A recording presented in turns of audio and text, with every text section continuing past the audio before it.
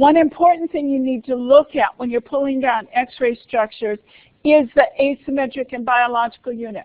Now we're almost done with the lecture part of this workshop, and we're going to soon get into running PyMOL. But this is an important part that I want you to understand, is when you go and download structures, you're downloading the asymmetric unit. Most of the time what you're interested in is the biological unit. And the question is, what's the difference between the asymmetric unit and the biological unit? Now, the biological unit is the oligomeric state of the molecule. It's in solution, in vitro. So I want to know what that molecule looks like in my test tube, in an aqueous solution. That's the biological unit. Now, your asymmetric unit is what is the repeating unit in the crystal. So there is a pattern in that crystal. And the question becomes, what is the repeating unit in the crystal? Because the asymmetric unit is the smallest repeating unit in the crystal. What's my unique unit that repeats? So it's the smallest repeating unit.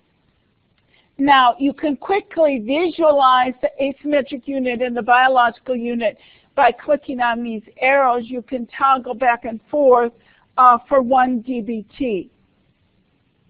Now, when you're downloading the PDB file, you can just go to rcsb.org. You can click on download, and you have these options. If you just download the PDB file, either text or compressed, gzipped, you're downloading the asymmetric unit.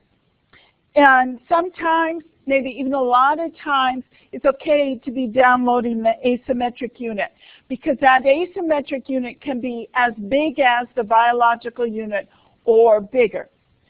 But there are some times that your asymmetric unit is smaller than the biological unit. Let's say it's just a monomer of a homodimer because the twofold of the homodimer lines up to a crystallographic twofold.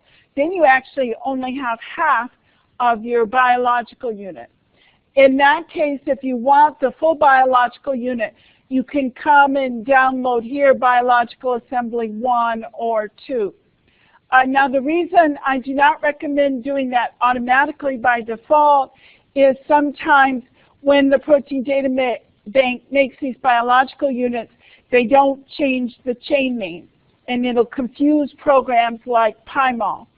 So if you run into a situation where you want the biological unit and you can't figure out what's going on, and you can't make your browser or your viewer, your molecular viewer, show you the whole molecule, then you need to come find me and I'll help you with that process.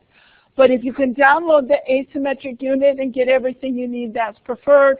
But in some cases, you need to download the biological unit, and then we need to go in and edit the file in order to get it to work. One way you can look at the biological unit is the chain names that are being put up here are chain names for the asymmetric unit. And so you can just look right here. And this is an example where we have a single polymer, one polymer type chain, but we have 3 copies of that molecule. So we have a homotrimer in our asymmetric unit. So it's 3 chains, 1 protein. This particular structure is an example of 3 chains, 3 proteins. So we have polymer 1 is a G alpha subunit, polymer 2 is a G beta subunit, polymer 3 is a G gamma subunit. So this is a G protein, alpha, beta, gamma, but this is a heterotrimer. So the earlier example was a homotrimer. This is a heterotrimer. So each time we have chain A, chain B, and chain G. Now, the experimentalist gets to name the chain whatever they want. Most of the time, it's easy to figure out why they named it that. Sometimes it's not. But the chain is just sort of random. Now, what I want you to do is I want you to pull up these 4 PDB files. And I want you just to look at how many chains are in there. And so you're going to tell me how many chains are in the asymmetric unit. Now, these are all aromatidine decarboxylase structures. I'm going to tell you now that the biological unit is always a dimer in these 4 cases.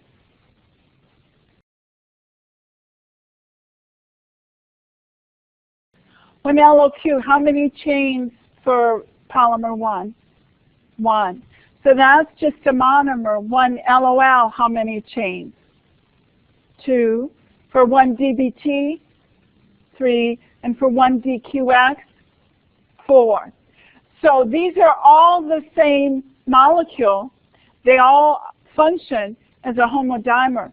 But because they come from different species, they crystallize with slightly different packing. And so the relationship between the asymmetric unit and the biological unit is different for all of these structures. Now, the first case, 1 LOQ, is the one case where if you're in a hurry, you're going to make a mistake. And I say this having done this even after 10, 15 years working with structures. If you get in a hurry and just pull down the PDB file, you're going to look at this, and there's not going to be any clue that you don't have the whole molecule there, because you have the crystallographic twofold lines up against the molecular twofold, so you have just half the biological unit. But it's not obvious because your ligand is sitting in the middle of the molecule, right? So there's no visual cue there that you have only half of the molecule. So in the cases where your biological unit is larger than your asymmetric unit, those are going to be the cases where you may not realize I don't have the whole molecule. Now, in all the other cases, you're safe if you pull down the asymmetric unit, because for 1 LOL with XMP bound, the asymmetric unit and the biological unit are exactly the same. And not only can you see that you have a homodimer here, but you can actually see there are contacts between the ligand that's majorly bound to the green monomer, also makes some contacts to the cyan monomer. And so you need to be careful, for example, if you are analyzing contacts to ligands, that you're working in the context of the biological unit. But in this case, the asymmetric unit is the biological unit. For 1 DBT, you have 1 biological unit here, the green and cyan, and 1/2 of a biological unit, the magenta. And so if you want to be working with the 2 biological units, you need to go pull up the other half of the magenta one. Most of the time, I will just delete the magenta and analyze the green and cyan because they tend to be very similar. Yes? So the only way to really know is make a determination that it's actually look at the structure compared to and they give you the number of colors. Right. So the question is, how do you know, is it by comparing the number of polymer chains with the list that they're getting? In this particular case, the example you have here is you have a big visual cue, and that is the green and cyan chains have a lot of contacts, and you have very little or maybe even no contacts to the magenta chain.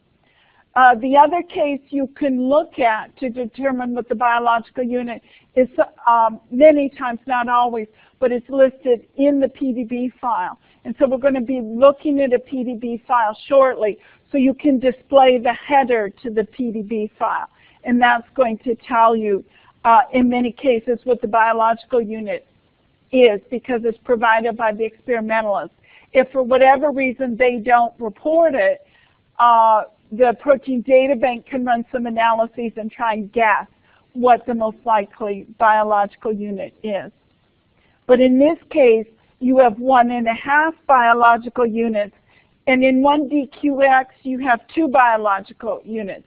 Now, these are actually far apart, and so it's clear that you have 2 biological units here.